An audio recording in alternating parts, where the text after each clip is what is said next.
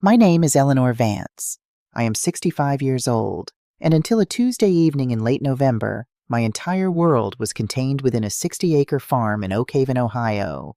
It wasn't a grand estate by any means. It was a modest, 2-story wooden farmhouse with a wraparound porch that groaned in the summer humidity and a roof that always needed just a little more patching than I could afford. But it was mine. It was the house my late husband Arthur and I had bought with our first meager savings 40 years ago. It was the house where I had scrubbed floors on my hands and knees, where I had canned tomatoes until my fingers blistered, and where I had raised our only daughter, Chloe. When Arthur passed away from a sudden heart attack 2 decades ago, he left me with a mountain of medical bills, a half-paid mortgage, and a teenage daughter who was already looking far beyond the county lines. I didn't have the luxury of collapsing into grief. I had a farm to run and a child to feed. So I went to work. I took the early morning shift at the local diner, pouring coffee for truckers at 4 in the morning, came home to tend to the modest crop of soybeans we leased out, and spent my evenings doing alterations for the wealthier ladies in town. I wore my shoes until the soles wore thin so that Chloe could have the name-brand sneakers she begged for. I missed out on sleep, on friendships, on a life of my own, just to ensure that my daughter would never feel the sting of our poverty. I thought I was being a good mother. I thought I was giving her wings. I didn't realize I was teaching her that my sole purpose on this earth was to be consumed for her benefit. The fire started in the walls. An electrical fault, the fire chief later guessed, deep within the old wiring of the kitchen that we had never been able to afford to update. I was in the living room, knitting a sweater for my granddaughter Lily, when I smelled it. It wasn't the comforting scent of a wood-burning stove. It was the acrid chemical stench of melting plastic and ancient dry timber catching a spark. By the time I reached the kitchen, the wall behind the stove was already a sheet of rolling orange flame. The smoke was thick, black, and suffocating, pouring across the ceiling like an inverted river. I tried to grab the fire extinguisher from the pantry, but the heat beat me back, singeing my eyebrows and the hair on my arms. "Get out!" a voice in my head screamed. It sounded like Arthur. I didn't try to save the furniture, or the television, or the meager savings I kept in a jar above the fridge.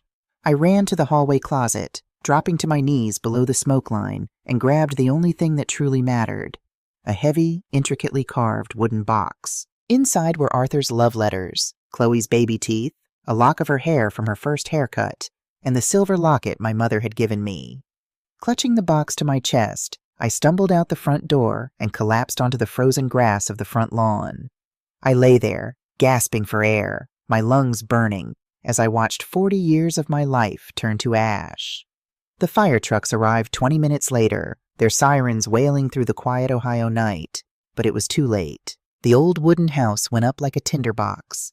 The roof collapsed inward with a sickening, defeated crash, sending a plume of glowing embers into the winter sky.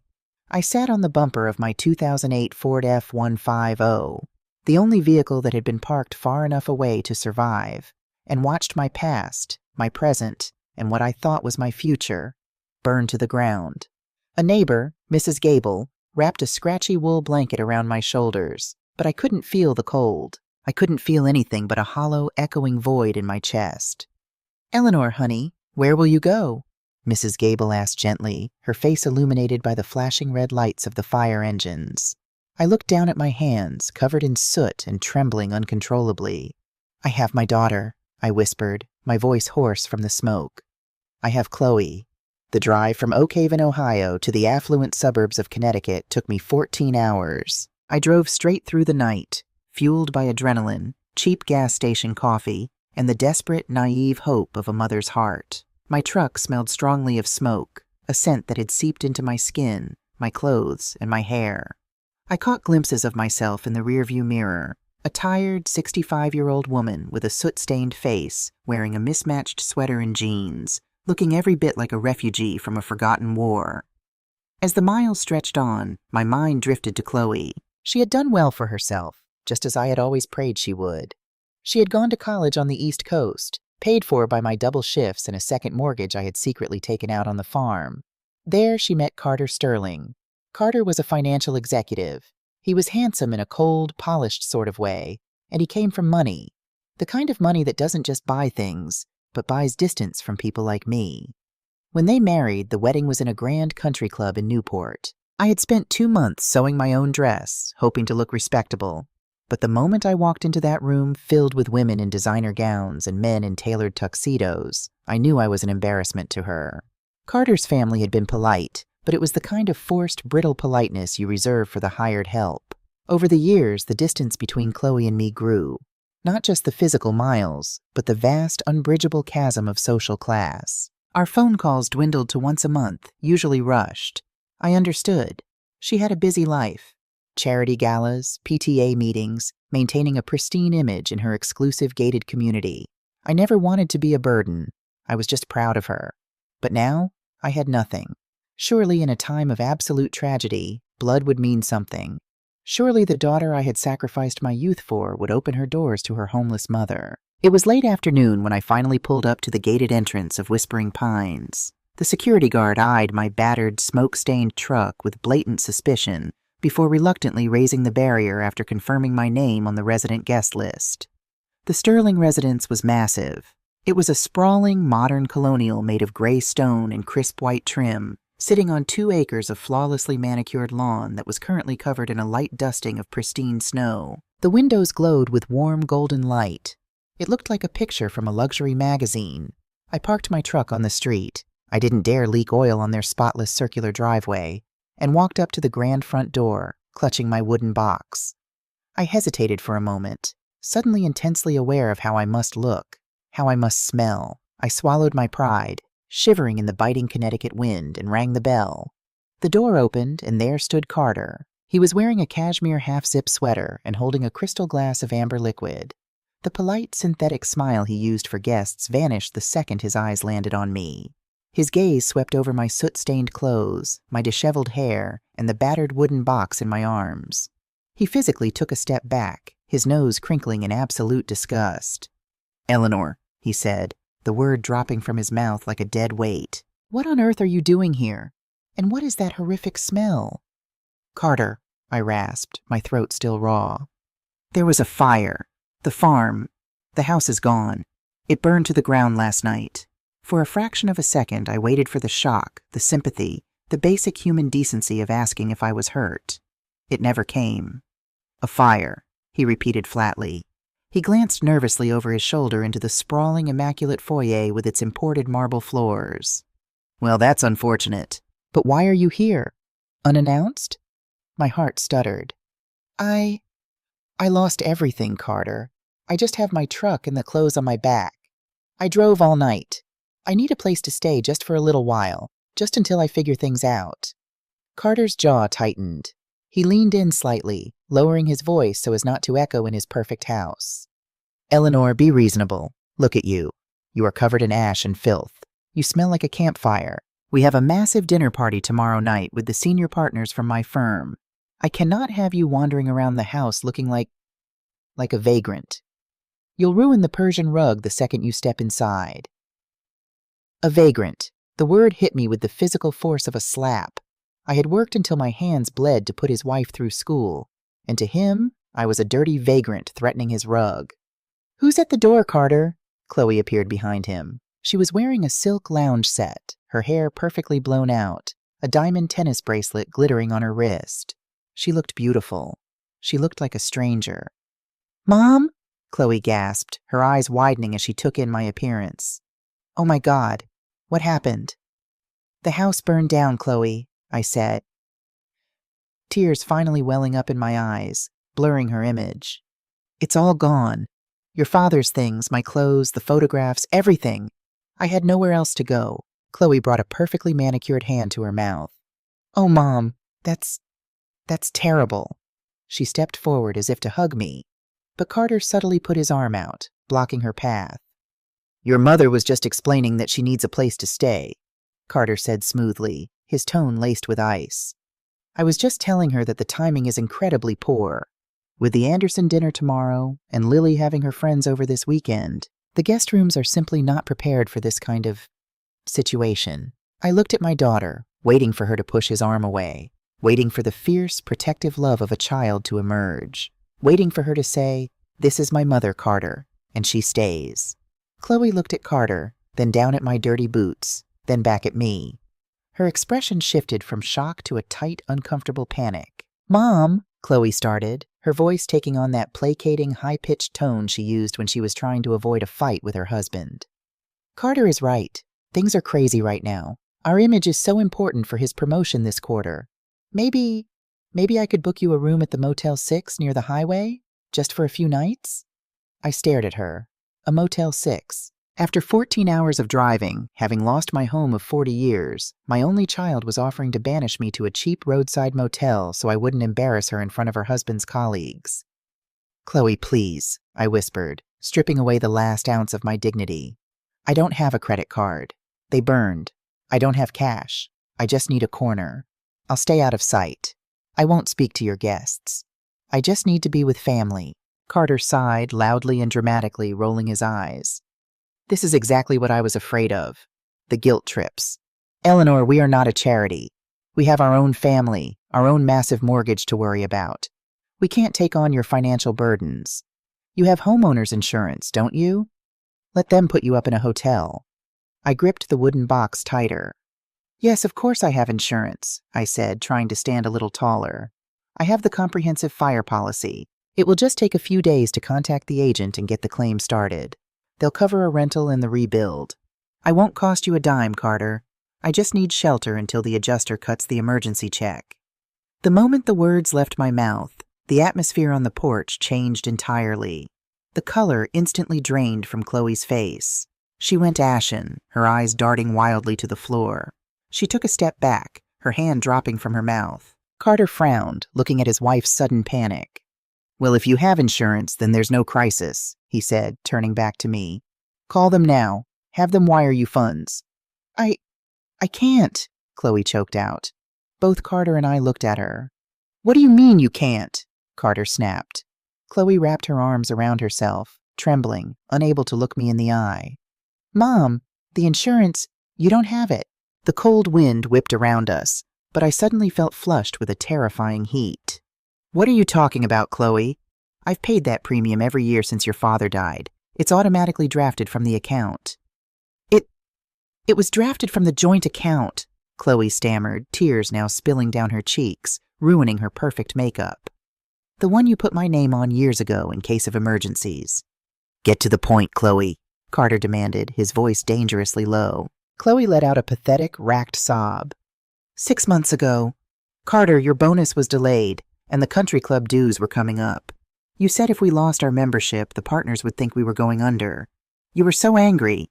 She looked at me, her face contorted in a mix of shame and terror. "I needed the money. $10,000 for the annual dues. I called the insurance broker. I told him we were selling the farm and didn't need the comprehensive fire policy anymore. I forged your signature on the release forms to cancel it." The world stopped spinning. The sound of the wind, the distant hum of highway traffic.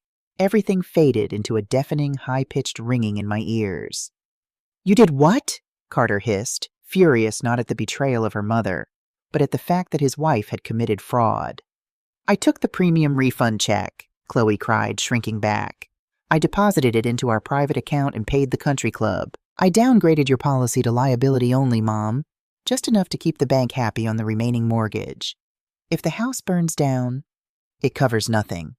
Absolutely nothing." I couldn't breathe. I literally forgot how to draw air into my lungs. My daughter, the baby I had rocked to sleep, the girl whose college tuition I had paid for with calloused hands and a broken back. She had left me completely, entirely destitute. She had traded my safety, my home, my entire life's safety net, for a golf club membership so her arrogant husband could play 18 holes with his bosses. "You stole from me," I whispered, the words scraping against my throat like glass. "You left me with nothing. Mom, I'm sorry. I was going to put it back when Carter got his bonus. I swear, I just forgot." "You forgot," I repeated, the numbness slowly giving way to a profound, soul-crushing agony. "This is ridiculous," Carter suddenly barked, stepping forward to shut the door. "Chloe, go upstairs." "Eleanor, you need to leave. Now. If you try to pursue this legally, I will hire the best lawyers in the state and bury you. You have no proof. You are trespassing on my property." He wasn't going to help. He was going to protect himself. And Chloe was backing away, hiding behind the grand staircase of her beautiful, stolen life, leaving her mother standing in the cold. I looked at my daughter one last time. I didn't scream. I didn't curse her. The betrayal was too deep for anger. It was a mortal wound to the heart. "You don't have to worry, Carter," I said quietly, my voice surprisingly steady. "I won't ruin your rug." I turned my back on the massive stone house. I walked down the long, paved driveway, every step feeling like I was wading through wet cement. The cold was brutal, biting through my thin sweater, but the chill radiating from my own heart was far worse. I opened the door of my smoky, freezing truck, climbed inside, and locked the doors. I sat there in the dark. I was 65 years old. I had no home, no money, no insurance, and as I now realized with agonizing clarity, I had no family. I set the wooden box on the passenger seat. I rested my forehead against the freezing steering wheel, and for the first time since the flames had taken my life, I closed my eyes and wept. The cold inside the cab of my old Ford F-150 was entirely different from the bitter Connecticut wind outside. It was a still, suffocating cold that seeped through the floorboards and settled deep into my bones. I had the engine running, the heater blasting on its highest setting, but it was just blowing lukewarm, stale air against my frozen hands. The gas gauge hovered perilously close to the red E-Omni line. I knew I couldn't keep the truck running all night, but turning it off meant surrendering to temperatures that were rapidly dropping into the teens. Outside the frosted windshield, the massive stone facade of Chloe and Carter's house stood like an impenetrable fortress. The warm golden lights from their living room spilled onto the snowy lawn, mocking me. Somewhere in there, my daughter was likely pouring herself another glass of expensive wine, convincing herself that abandoning her mother in a freezing driveway was a necessary sacrifice for her social survival. She had chosen her husband's country club over my life. The sheer weight of that realization pressed down on my chest until every breath felt like inhaling shattered glass. I reached for the wooden box sitting on the passenger seat, my soot-stained fingers tracing the familiar carvings Arthur had whittled into the lid. I popped the brass latch and sifted through the smoke-scented contents. Beneath the faded photographs and Arthur's old watch, my fingers brushed against a small, worn leather address book. I flipped through the yellowed pages, the faint dome light of the truck illuminating the faded ink. I passed the names of old neighbors, the feed store back in Oak Haven, the local parish. And then, under H, my finger stopped. Marcus Hayes. The name brought a sudden, vivid rush of memories, momentarily chasing away the freezing reality of the present. Marcus hadn't been my child. He was the boy who lived in the dilapidated trailer 2 miles down the county road from our farm. I remembered the first time I really noticed him. He was 10 years old, walking along the gravel shoulder in the pouring rain, wearing a t-shirt that was 2 sizes too small and no jacket. I had pulled the truck over and forced him inside. When he reached for the seatbelt, his sleeve had ridden up, revealing a constellation of dark, angry bruises blooming across his thin forearm. I never called child services.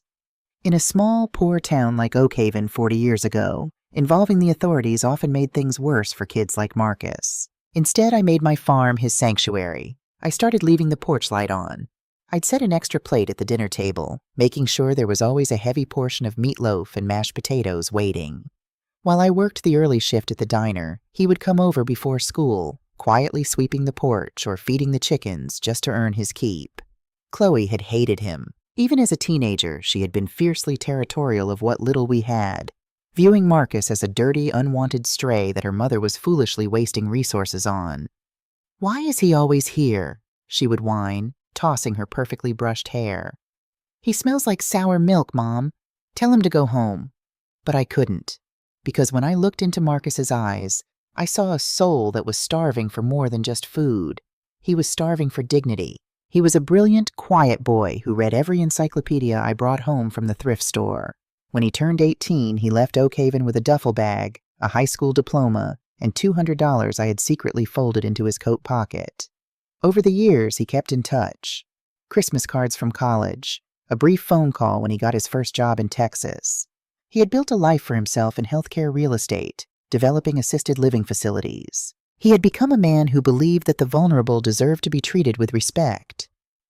It had been 3 years since we last spoke. I stared at his phone number, my thumb hovering over the keypad of my cheap prepaid cell phone. I was so ashamed. I was a 65-year-old woman sitting in a freezing truck, smelling of smoke and failure. How could I call this successful man in the middle of the night and beg for help? What if I was just another burden to him? Just like I was to Chloe? A violent shiver racked my body, my teeth chattering so hard my jaw ached. The engine of the truck gave a pathetic sputter, the fuel gauge finally dipping below the red line. It was a choice between my pride and freezing to death on my daughter's immaculate curb. I punched in the numbers and pressed call. It rang once, twice, 3 times. With every ring, my heart sank lower. It was nearly 11 o'clock on a Tuesday night. Of course he wouldn't answer. Hello? The voice was deep, gravelly, and wide awake. I opened my mouth, but a sudden, humiliating sob caught in my throat. I pressed my hand over my mouth, trying to stifle the sound, tears tracking through the soot on my face. Hello? The voice repeated, suddenly sharper, more alert. Who is this? Marcus, I choked out, my voice trembling so violently it barely sounded human. Marcus, it's Eleanor Vance. There was a split second of absolute silence on the line. Then the entire frequency of his voice shifted. The cautious businessman vanished, replaced instantly by a fierce, undeniable warmth. Miss Eleanor? Good God, is that you? What's wrong? You sound freezing. Are you hurt? I didn't know who else to call. I wept, the dam finally breaking. The humiliation, the betrayal, the loss of my home, it all poured out of me in broken, jagged sentences. I told him about the fire. I told him about driving to Connecticut. And with the bitterest tears I had ever shed, I told him about the insurance money, the golf club, and the daughter who had just shut the door in my face. Marcus didn't interrupt. He didn't offer empty platitudes. I could hear his steady breathing on the other end, and underneath it, a quiet, terrifying stillness. When I finally finished, gasping for air in the freezing cab of the truck, he spoke. His voice wasn't loud, but it carried the kind of absolute, unshakable authority that makes you instinctively obey. Miss Eleanor, listen to me very carefully, Marcus said. I want you to lock the doors of the truck. Do not get out. Turn on your hazard lights so my people can spot you. Your people? I sniffled, confused. Marcus, you're in Texas. I'm in Connecticut. I just need a loan for a motel until I can figure out... You are not going to a motel, he interrupted gently but firmly. And you are never asking for a loan. I am looking at a screen right now. I have a regional director who lives in Greenwich, about 20 minutes from your location. I am waking him up. He will be there in an SUV in less than half an hour. He is going to take you to the Four Seasons. Everything is already being handled. Marcus, I can't let you pay for that. I'm covered in ash. They won't even let me in the lobby. Miss Eleanor, he said softly, his tone suddenly incredibly tender. Do you remember when I was 12 and my father broke my collarbone? You sat with me in the emergency room for 14 hours because I was too terrified to be alone. You didn't ask what it cost you. You just protected me. Now please do me the honor of letting me protect you. I closed my eyes, resting my head back against the seat, surrendering completely. Okay, Marcus. Keep the line open, he commanded quietly. I'm staying right here with you until he pulls up. True to his word, exactly 22 minutes later, a sleek black Lincoln Navigator glided down the snow-dusted street, its headlights cutting through the dark. It pulled up nose to nose with my battered truck. A man in a heavy wool overcoat stepped out, walked over to my window, and tapped gently on the glass. Miss Vance? He asked respectfully as I rolled the window down a crack. I'm David. Mr. Hayes sent me. Let's get you into the warmth, ma'am. We'll have a tow truck come for your vehicle in the morning. I grabbed my wooden box, leaving the truck behind without a second glance. The moment I sank into the heated leather seats of the Navigator, the bone-deep chill began to thaw. I was whisked away from the affluent, heartless neighborhood of Whispering Pines. When we arrived at the Four Seasons, I expected the concierge to recoil at my appearance. Instead, David escorted me straight to the elevators, bypassing the front desk entirely. Marcus had booked a penthouse suite. The room was massive, decorated in soft creams and golds, with a panoramic view of the city lights. Waiting on the plush, king-sized bed was a thick terry-cloth robe and a selection of high-end toiletries. I stood in the marble bathroom, stripping off my smoke-ruined clothes, and stepped into a steaming shower. I scrubbed the soot from my skin, watching the dark, greasy water circle the drain. I washed away the ash of my farm, the grime of the highway, and, I hoped, the lingering stench of my daughter's betrayal. I fell asleep the moment my head hit the down pillows, wrapped in a cocoon of safety I hadn't felt since Arthur was alive. The soft chime of the suite's doorbell woke me. Sunlight was streaming through the sheer curtains. I glanced at the digital clock on the nightstand. 9 a.m. I pulled on the heavy hotel robe, tied the belt tight around my waist, and padded across the thick carpet to open the door. I expected room service. Instead, a man stood in the hallway. He was tall, broad-shouldered, wearing an impeccably tailored charcoal suit that screamed quiet, effortless wealth. Silver threaded through the dark hair at his temples, adding a distinguished gravity to his features. But the eyes, dark, soulful, and deeply kind, were exactly the same. "Hello, Miss Eleanor," Marcus said, a slow, gentle smile spreading across his face. "Marcus," I breathed, my hand flying to my mouth. I didn't care that he was a powerful executive, and I didn't care that I was wearing a hotel bathrobe. I threw my arms around his neck, and he caught me, wrapping me in a fierce, protective bear hug that lifted my feet off the ground. He smelled of crisp winter air and expensive cedar cologne. "I took the red-eye out of Dallas the second we hung up," he murmured, setting me down and stepping into the suite, closing the door behind him. He guided me to the velvet sofa in the sitting area, taking the armchair across from me. Room service had already delivered a silver cart laden with fresh coffee, pastries, and eggs. He poured me a cup of coffee, his movements precise and calm. "Eat," he instructed gently. "Then we talk."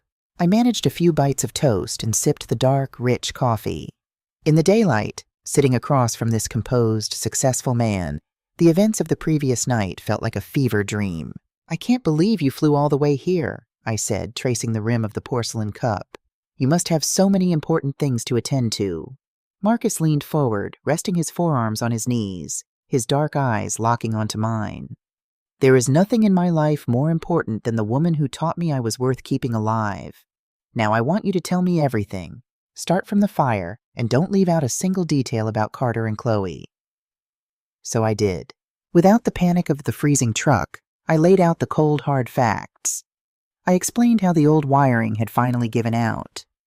I explained the drive, and then, my voice hardening, I told him about the country club dues, the forged signature, and the canceled insurance policy. As I spoke, I watched Marcus.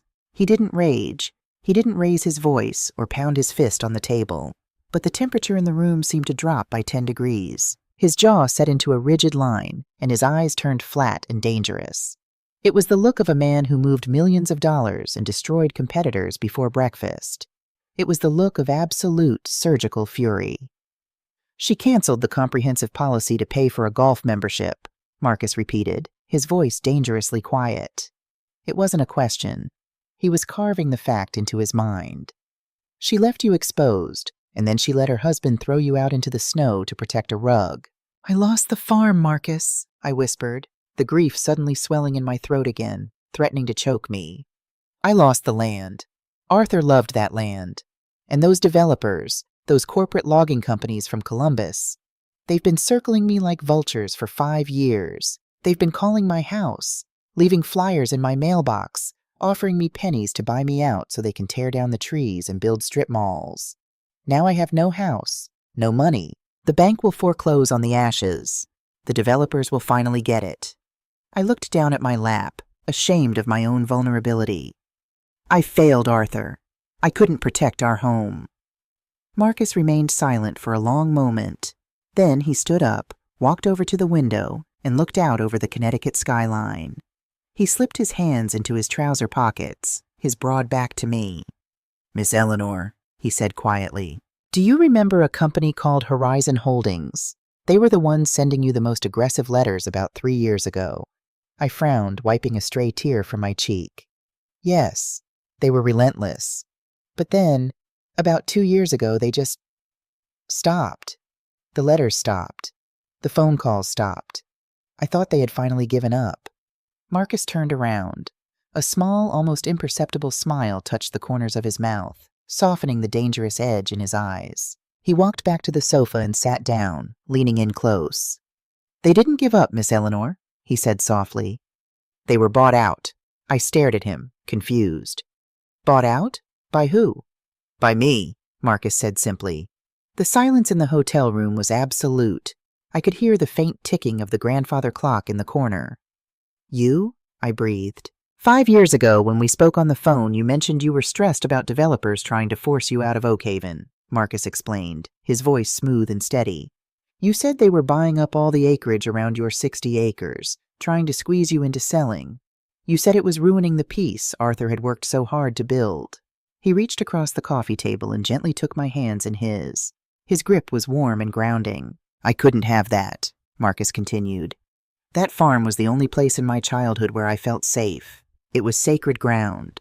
So I set up a blind trust. Through a series of holding companies, I bought out the developers. I bought the 200 acres of forest bordering your property to the north. I bought the old Miller Dairy Farm to your south. I bought the logging rights to the entire county road. My jaw dropped. The sheer scale of what he was saying was impossible to comprehend. He hadn't just sent a check. He had orchestrated a multi-million-dollar real estate acquisition just to build an invisible fortress around my home. You own the land around the farm? I stammered. I own everything around it, Marcus corrected gently. And as of this morning, my legal team has already contacted the bank holding your mortgage. We are paying off your remaining balance in full. The bank has no claim to the ashes. The land is yours, free and clear, forever. Nobody is building a strip mall on Arthur's memory. I was stunned. While my own flesh and blood had been forging my signature to steal from me, the boy I had fed leftover meatloaf to had spent years silently wielding his wealth to build a shield around my life. He hadn't done it for praise. He hadn't even told me. He just did it because he loved me. Marcus, I sobbed, the tears flowing freely now, but this time they weren't tears of despair. You didn't have to do that. I did, he replied, his grip on my hands tightening slightly. You protected me from the monsters in my house, Miss Eleanor. It was my turn to protect you from the monsters outside yours. He let go of my hands and sat back, adjusting his suit jacket. The warmth in his eyes receded, replaced once again by that cold, calculating steel. Now, Marcus said, his voice dropping an octave, carrying the unmistakable weight of impending retribution. We have secured your past. It is time we deal with your present. Get dressed, Miss Eleanor. I've arranged for some clothes to be delivered to the suite. We are going back to Whispering Pines. Panic immediately flared in my chest. Marcus, no. I can't go back there. Carter said he'd call the police. He'll ruin you. He works for a huge financial firm. Marcus let out a short, dry laugh that contained absolutely zero humor. Let him call the police, Marcus said softly, standing up. Let him call his lawyers. Let him call his boss. In fact, I'm counting on it. Carter Sterling thinks he's a big fish in a small pond. Today, he's going to learn what happens when you drag a real shark into the shallow water. Gemini and I, the clothes Marcus had ordered for me arrived in a series of crisp, matte black garment bags. There were no flashy designer logos, just the quiet, undeniable weight of impeccable quality. I dressed in the marble bathroom of the suite, slipping into a pair of tailored charcoal wool trousers, a soft ivory cashmere turtleneck, and a long, structured camel coat. I looked at myself in the full-length mirror. Gone was the soot-stained, trembling woman who had begged for a corner to sleep in. The clothes were armor. They didn't change the grief in my heart, but they straightened my spine. When I emerged, Marcus was waiting by the door, scrolling through his phone. He looked up, his expression softening into a look of profound respect. He offered me his arm, and together we rode the elevator down to the lobby. The drive back to Connecticut was vastly different from my desperate, freezing journey the night before. Seated in the plush leather of the Navigator, holding a cup of hot Earl Grey tea, I watched the snow-covered landscape glide past the tinted windows. Marcus spent the first half of the ride on the phone. He spoke in low, clipped tones, using a vocabulary of corporate warfare that I barely understood but found strangely comforting. Execute the buyout on the Vanguard commercial bonds, he instructed the person on the other end. Yes, all of it. I want the debt fully consolidated under Hayes Capital by 10 a.m. Call their board. Tell them the restructuring is non-negotiable. If they balk, tell them I'll dump the debt on the open market and trigger a margin call that will bankrupt the firm by lunch. He paused, his dark eyes meeting mine in the rearview mirror before looking out the window. And tell them Carter Sterling's termination is the first condition of our forbearance." He ended the call and slipped the phone into his breast pocket. "Is it done?"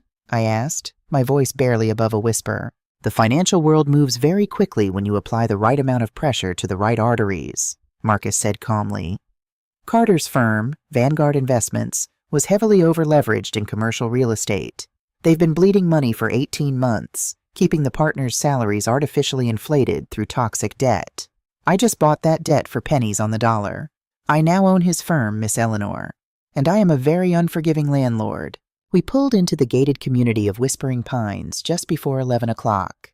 In the stark light of day, the neighborhood looked exactly as it was. A sterile, artificially perfect terrarium for people terrified of the real world.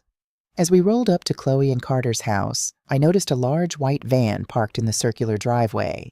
Men in crisp white aprons were carrying silver chafing dishes and crates of wine through the front doors.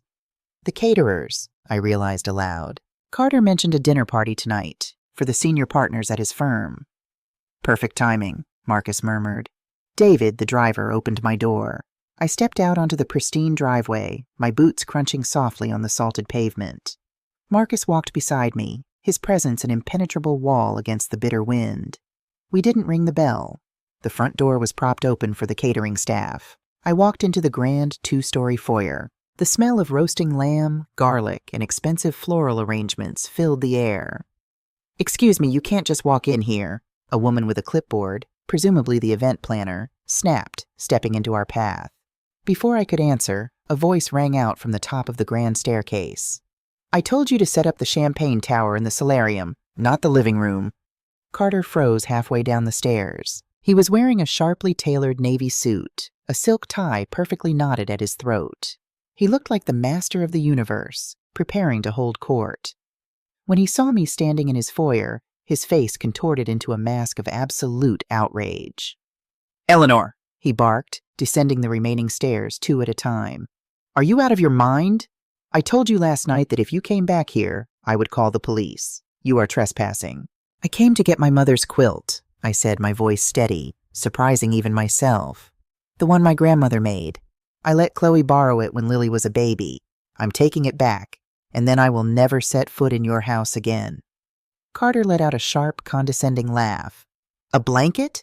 You broke into my house on the day of the most important dinner of my career for a moth-eaten blanket? Get out, now." He pulled his sleek smartphone from his pocket. "I am calling the Greenwich police." "Mom, what is going on?" Chloe hurried out of the kitchen. She was wearing a casual but clearly expensive cashmere wrap, her hair pinned up in a neat twist. When she saw me, her eyes widened, but not with concern. She looked terrified that the caterers were witnessing this. She grabbed Carter's arm, pulling him back slightly. "Mom, please," Chloe hissed, stepping forward with a tight, artificial smile plastered on her face for the benefit of the staring event planner. "You can't be here. The partners from Vanguard are arriving at 6. If they see you like this, if they find out about the insurance thing, Carter's promotion will be ruined. I'll box up the quilt and ship it to you next week, I promise. Just please, leave." I looked at my daughter, really looked at her. I searched her eyes for a shred of the little girl who used to bake lopsided cookies with me, or the teenager who cried on my shoulder when she didn't make the cheerleading squad. There was nothing left. She had completely hollowed herself out to fit into Carter's superficial world. "You don't need to worry about the partners from Vanguard, Mr. Sterling," a deep voice echoed through the foyer. Marcus stepped out from the shadow of the entryway, moving to stand shoulder to shoulder with me. Until this moment, Carter had completely ignored him, assuming he was a driver, or perhaps a lawyer I had scraped together. Carter narrowed his eyes, sizing Marcus up. He took in the bespoke suit, the expensive watch, and the calm, predatory posture. Carter was a man who understood the hierarchy of wealth, and his instincts were screaming that he was suddenly out of his depth. "And who the hell are you?" Carter demanded, though his voice lacked its previous venom. "My name is Marcus Hayes," he said. He didn't offer his hand. He just stood there, letting the name hang in the air. I watched the color physically drain from Carter's face. In the financial sector, Marcus's name was synonymous with ruthless efficiency and massive, untouchable capital. "Hayes," Carter repeated, a slight tremor entering his voice. "Hayes Capital?" "That's right. Marcus said smoothly. He reached inside his coat and withdrew a slim, cream-colored envelope, holding it out between two fingers. I believe your phone is about to ring, Mr. Sterling, but since I am a man who prefers personal interaction, I thought I would deliver the news myself. Carter didn't take the envelope. He stared at it as if it were a venomous snake. What news? Chloe asked, her voice shrill, looking frantically between her husband and Marcus. Carter, what is he talking about? As of 9:30 this morning, Marcus began, his tone conversational, as if discussing the weather. Hayes Capital acquired the entirety of Vanguard Investments' distressed commercial debt portfolio. We are now the majority creditor of your firm. Carter stumbled back a step, bumping into the banister.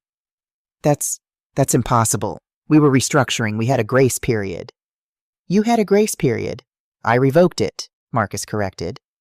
When a firm owes me $60 million, I like to ensure the management team is comprised of individuals with integrity, men who honor their commitments, men who don't throw elderly widows out into the snow. Chloe let out a strangled gasp, her hands flying to her mouth. You can't do this, Carter stammered, his arrogant facade shattering into a million pathetic pieces. The slick financial executive was gone, replaced by a terrified man realizing his house of cards had just caught fire. You can't stage a hostile takeover just to settle a personal vendetta for your charity case. Marcus's eyes darkened, a flash of pure, terrifying menace breaking through his calm exterior. He took one single step forward, and Carter actually flinched. Eleanor Vance is not a charity case, Marcus said, his voice dropping to a low, lethal register. She is the woman who raised me, and as for my takeover, I assure you it is strictly business. Vanguard has been mismanaged for years. I simply expedited the inevitable. Marcus finally tossed the envelope onto the small console table at the foot of the stairs. That is a copy of the termination notice your board voted on 20 minutes ago to appease me, Marcus stated. You are fired, Carter. Effective immediately. Stripped of your equity, your unvested stock options, and your severance package, pending a forensic audit of the accounts you've been mismanaging to fund this ridiculous lifestyle. Right on cue, Carter's cell phone began to vibrate violently in his hand. He stared at the caller ID, his chest heaving, a bead of sweat breaking out on his forehead. It was his firm. It gets worse, Mr. Sterling, Marcus continued mercilessly. I had my analysts run a background check on your personal leverage. This house? It has 3 mortgages against it. Your cars are leased under the firm's name. You used your Vanguard equity as collateral for a massive personal margin loan. Since your equity is now worthless, that margin call will hit your bank accounts by tomorrow morning. Chloe let out a piercing, hysterical wail. No, Carter, tell him he's lying. Tell him we're fine. She grabbed her husband's lapels, shaking him. The dinner! We have the dinner tonight! Carter pushed her away, his eyes wild, staring at Marcus in sheer, unadulterated terror. Please, he whispered, all his pride entirely evaporated. Please, Mr. Hayes. I'll lose everything. I'll be bankrupt. My daughter goes to private school. Please, I beg of you, have mercy. Mercy, Marcus repeated, testing the word on his tongue as if it tasted foul. Did you show mercy last night when a 65-year-old woman stood on your porch, smelling of smoke, asking for a corner to sleep in? Did you show mercy when you called her a vagrant who would ruin your rug? Marcus gestured toward the luxurious Persian rug we were currently standing on. You prized this rug over a human life, Marcus said coldly. Enjoy it, Carter, because by next month it will be the only thing you own, and you'll be sleeping on it in a rented apartment. While Carter collapsed onto the bottom step of his grand staircase, burying his face in his hands, Chloe turned her frantic, desperate eyes to me. Mom! She cried, lunging forward and grabbing my hands. Her fingers were ice cold. Mom, please, tell him to stop. You can't let him do this to us. We're your family. I'm your daughter. I looked down at her hands gripping mine. I felt a profound, heavy sadness settle in my chest, but alongside it, a powerful, liberating sense of clarity. For 40 years, I had let this woman siphon away my life, my energy, and my peace, always believing that if I just gave a little more, she would finally love me the way I loved her. I gently but firmly pried her fingers off my hands. You stopped being my daughter the moment you forged my signature to steal my safety net, Chloe, I said quietly. I was desperate, she sobbed, tears ruining her makeup, making her look pathetic and small. Carter was going to leave me if we lost our status. I made a mistake. "A mistake is forgetting to call on my birthday," I replied, my voice steady, devoid of anger but completely empty of warmth. "Canceling your mother's fire insurance to pay for a golf membership is a choice. You made your choice, Chloe. Now you have to live with the consequences." I turned away from her and walked past the stunned caterers, making my way down the hallway toward the guest bedroom. The house felt entirely different now. It didn't feel like an intimidating fortress. It felt like a tomb. I opened the door to the guest room. There, crumpled at the foot of the bed, being used as a dog bed for Chloe's designer poodle, was the patchwork quilt my grandmother had sewn entirely by hand during the Great Depression. I picked it up, shaking off the dog hair, and folded it carefully over my arm. It smelled faintly of Arthur's old pipe tobacco. When I walked back out to the foyer, Carter was still sitting on the stairs, staring blankly at his ringing phone. Chloe was kneeling on the floor, weeping hysterically into her hands.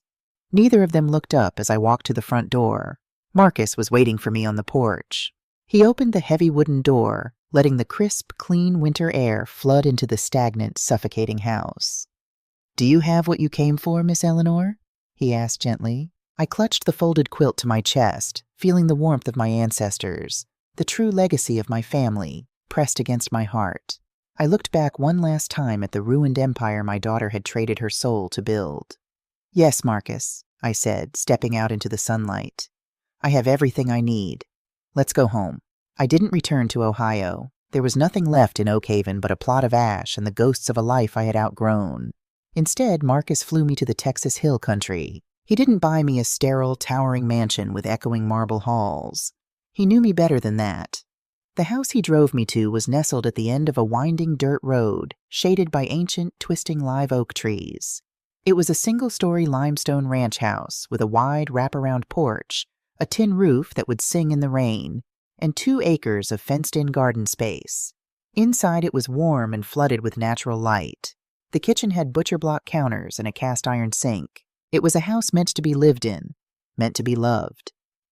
"The deed is in your name, Miss Eleanor," Marcus said as we stood on the back porch, looking out over the rolling, sun-baked hills. "There's a local woman, Maria, who will come by twice a week to help with the heavy cleaning and groceries, but the garden is all yours." For the first few weeks, I moved through the days like a ghost.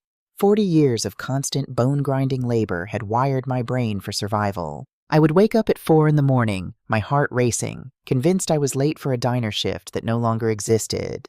But slowly, the quiet of the Texas hills began to work its way into my marrow. I started painting. Marcus hired a local instructor who came to the house every Tuesday. I learned to mix watercolors, capturing the vibrant purples of the Texas bluebonnets and the fiery oranges of the sunsets. I planted tomatoes, jalapenos, and massive bushes of yellow roses. And twice a week, I drove into Austin to volunteer at the headquarters of Marcus's philanthropic foundation, helping review grant applications for single mothers facing eviction. For the first time in my 65 years, I wasn't just surviving, I was blooming. But as my life rebuilt itself, the empire my daughter had sacrificed me to maintain was violently collapsing. I heard the news from Marcus over our Sunday morning coffee. Since Vanguard Investments had fallen under his control, he had assigned a forensic accounting team to rip through Carter's files. What they found was a staggering labyrinth of deceit. "Carter didn't just lose the house, Miss Eleanor," Marcus said, setting his mug down on my wooden kitchen table. "He lost everything. The margin calls wiped out their liquid cash within 48 hours. But that wasn't the worst of it." I looked up from my sketchbook. "What did he do?" Marcus's eyes hardened. "He abandoned her. The moment the accounts were frozen, Carter realized he was going to face federal scrutiny for wire fraud. He drained the last $50,000 from a hidden offshore account and boarded a flight to Costa Rica." Marcus paused, letting out a heavy sigh. "He didn't go alone. He took a 24-year-old paralegal from his firm.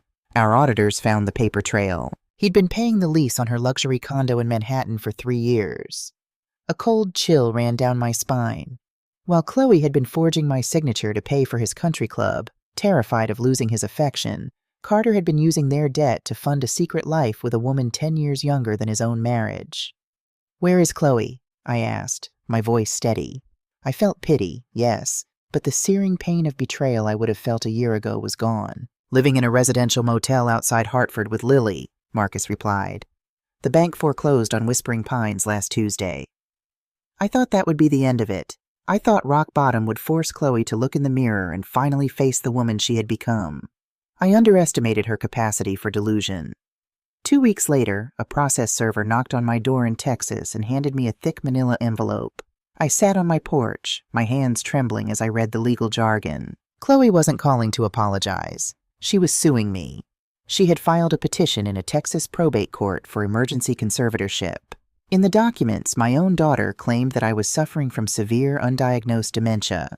She alleged that Marcus Hayes, a predatory billionaire, had kidnapped me across state lines, manipulated my fragile mental state, and was holding me captive to exert control over my assets. She was demanding that the court grant her immediate guardianship over me, and, by extension, control over the home and trust fund Marcus had set up for my care.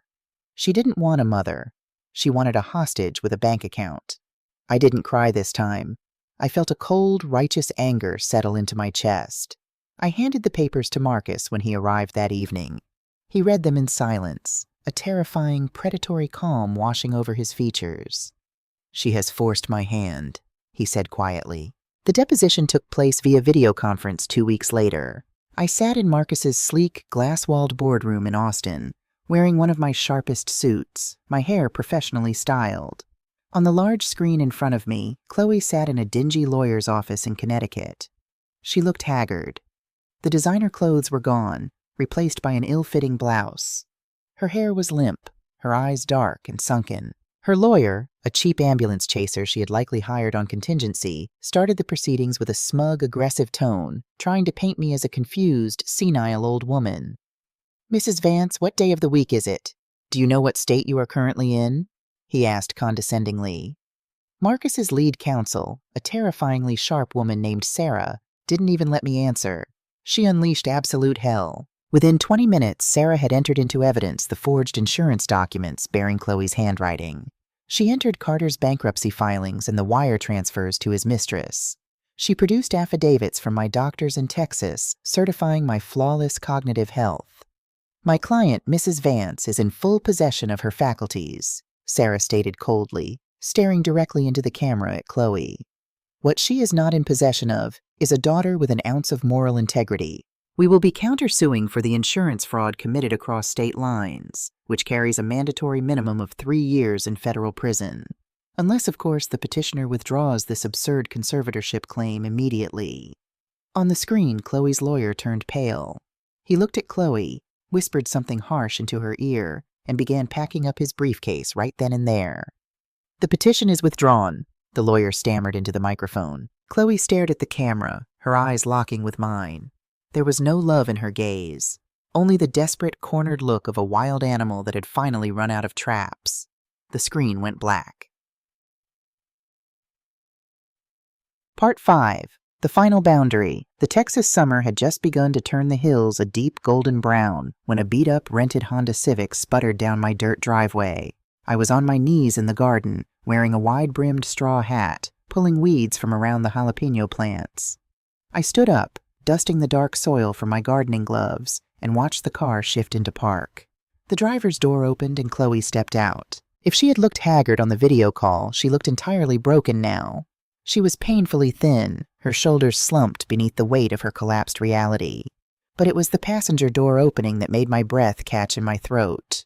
Out stepped Lily, my 15-year-old granddaughter. She looked terrified, clutching a ratty backpack to her chest, her eyes darting nervously around the sprawling Texas property. I walked slowly out of the garden, stopping at the edge of the porch steps. "Mom," Chloe rasped, her voice cracking. She didn't approach me. She stood by the car, pushing Lily slightly forward like a human shield. "I know I have no right to be here. I know what I did." "Why are you here, Chloe?" I asked, my voice even, giving away nothing. Chloe's eyes filled with tears, and she dropped to her knees in the Texas dust. It was a theatrical, desperate move. "We were evicted from the motel this morning. I have $11 to my name. I can't get a job because my credit is ruined, and the background checks show the pending fraud investigation your lawyers threatened. Carter is gone. We are sleeping in this rental car tonight, Mom. Please, I am begging you. I'm sorry. I'm so sorry. Let us stay here. We'll live in the shed. I'll cook, I'll clean. I'll do anything." I looked at my daughter kneeling in the dirt. A year ago, this sight would have shattered me. I would have rushed forward, thrown my arms around her, and given her the keys to my house and my bank accounts. But I wasn't the woman from Oakhaven anymore. Before I could speak, Lily let out a sharp, ragged sob. "Stop it, Mom!" Lily yelled, her voice trembling with teenage rage and profound heartbreak. She pulled away from Chloe, her face flushed red. Chloe whipped her head around, her eyes widening in panic. "Lily, shut up. We practiced this." "I don't care!" Lily screamed, tears streaming down her face. She looked at me, her eyes pleading for someone to finally tell the truth. "Grandma, she's lying. She told me in the car that we just had to come down here and cry, and you'd feel sorry for me. She said that billionaire guy buys you whatever you want, and if we just pretend to be sorry, you'll let us live in this house and pay for my college and her credit card bills." The silence that followed was absolute. The only sound was the rustle of the wind through the oak leaves. Chloe scrambled to her feet, her face a mask of furious, ugly panic. "You ungrateful little brat, I am trying to put a roof over your head," she hissed, raising her hand as if to slap her daughter. "Don't you dare raise your hand to her on my property," I snapped, my voice cracking like a whip. Chloe froze. I walked past my daughter and stood in front of Lily. I reached out and gently cupped her tear-streaked face. She was shaking like a leaf. She had spent the last year watching her family's toxic, materialistic facade crumble, leaving her with nothing but a mother who viewed her as a bargaining chip. "Lily, sweetheart," I said softly. "Look at me." She met my eyes, sniffling. "You are not responsible for your parents' sins," I told her, "and you will never have to sleep in a car. Do you understand me?" I pulled a folded piece of paper from the pocket of my gardening apron. I had prepared it the day Marcus told me they were evicted. I handed it to Lily. "That is the contact information for the admissions director at the St. Jude Academy in Austin. It's a wonderful boarding school. Your tuition, room, and board have already been paid in full for the next 3 years, I explained. And Marcus has set up a trust fund for your college education. You will have everything you need to build a beautiful, honest life." Lily stared at the paper, fresh tears spilling over her eyelashes. You did this for me?" "I did," I smiled. "But there is a condition." I turned slowly to face Chloe. "Marcus is the sole executor of the trust. Your mother cannot touch a single penny of it. Not for rent, not for lawyers, not for groceries. If she tries, the funds are immediately frozen and donated to charity." Chloe's jaw dropped. The realization hit her like a physical blow. The money was there, right in front of her, but it was locked behind an impenetrable wall. "You're taking my daughter away from me?" Chloe whispered, her voice venomous. "No," I replied calmly. "I am giving my granddaughter a future free from the sickness that infected you and your husband. She will go to school and she will be safe. But you, Chloe, you are not staying here." "I am your child!" Chloe shrieked, finally dropping the act. "You are my mother. You are supposed to take care of me. You have this massive house, you have millions of dollars backing you up, and you're going to throw me out on the street? How can you live with yourself?" I looked at the woman I had birthed. I looked at the daughter I had starved myself to feed. "I can live with myself, Chloe, because for the first time in my life, I actually respect myself," I said, my voice steady and unyielding. "I forgive you for what you did to me. Carrying around hate is too heavy, and I have a beautiful garden to tend to. But forgiveness does not mean access. You viewed my love as a weakness to be exploited. You viewed my home as disposable. My home has no place for your toxicity." I stepped back up onto my porch. "David is parked down the road," I said, gesturing toward the main gate where a black SUV was idling in the distance. "He will drive Lily to the academy today. As for you, Chloe, the rental car is yours. Where you drive it is your choice. But you will not drive it here ever again." "Mom!" Chloe screamed, stepping forward, her hands outstretched, the reality of her total isolation finally sinking in. "Mom, please, don't do this." I looked at her one last time. "Goodbye, Chloe." I turned around, walked through the front door, and closed it firmly behind me. The lock clicked shut with a heavy, final sound. I leaned against the wood for a moment, listening to the muffled sounds of Chloe crying outside, and the sound of Lily's footsteps walking away toward the driveway, choosing her future. My heart ached. a deep phantom pain for the daughter I had lost long before the fire ever started. But beneath the pain, there was a profound, unshakable peace. The cycle of use and abuse was broken. Later that evening, Marcus arrived. He found me sitting on the back porch, a glass of sweet tea in my hand, watching the Texas sky ignite into brilliant shades of magenta and gold. He didn't ask about Chloe. He simply pulled up a rocking chair beside me, sat down, and looked out over the land he had helped me secure. "The roses are looking good, Miss Eleanor," he said quietly. "They are," I smiled, taking a sip of my tea. "They just needed the right soil to put their roots down." Family isn't always blood. Sometimes blood is the very thing that bleeds you dry. Family is the people who show up when the fire takes everything. It's the people who build walls to protect you, not walls to keep you out. I lost my farm and I lost my daughter, but I gained a son, a granddaughter, and most importantly, I gained myself. And that is a wealth no one will ever be able to steal from me again.